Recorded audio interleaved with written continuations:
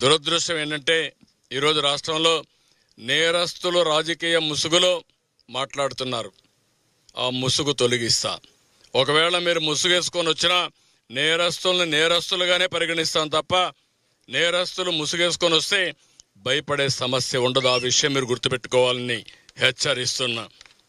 కనీసం సిగ్గుపడకుండా 3 బోట్లు వదిలిపెట్టి క్షమాపణ చెప్పాలి రాష్ట్ర ప్రజలకి. ఇంకా ధైర్యంగా మీరు ఆర్గ్యూ చేస్తారా? ఏమనుకుంటున్నారు మీరు? ఒకవేళ మీకు తెలియదనుకున్నా తప్పు తప్పే. తప్పు చేసిన వాడు ఎవడైనా సరే శిక్ష తీసుకోవాల్సిందే. అట్లా కాకుండా ఎదురుదాడి చేస్తే భయపడతారనుకుంటే మాత్రం ఆ ఆటలు సాగని. ఆ విషయం కూడా గట్టిగా హెచ్చరిస్తున్నా. ఈరోజు నేను చూస్తున్నాను, ఎంత ధైర్యం ఉండాలండి. సమర్థిస్తారా మీరు దీన్ని? 3 బోట్లు వదిలిపెడతారా? 30 టన్నుల బోట్లు కట్టేయరా మీరు? లంగర్ లేదా మీకు? ఎవడు పెట్టుకు చేంతాడేసి కడతారా మీరు? ఎవడు చెప్పాడా నీకు ఇది?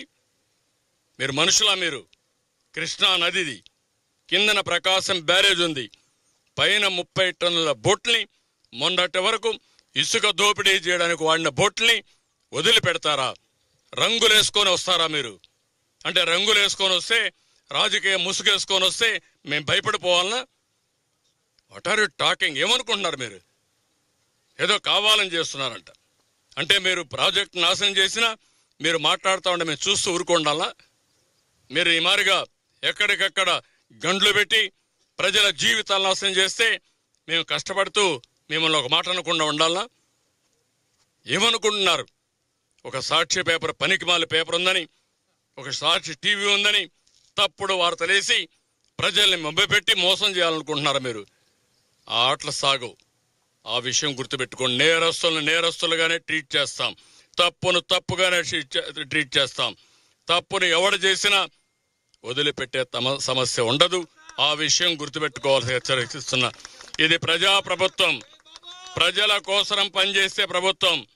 నేను ఒకటే చెప్తున్నా, ఎప్పుడైనా సరే ప్రజాప్రభుత్వంలో ప్రజలకు మోసం చేసి ద్రోహం చేసే వాళ్ళు మాత్రం హెచ్చరిస్తున్నా, అది మంచి పద్ధతి కాదని కూడా కోరుతున్నా.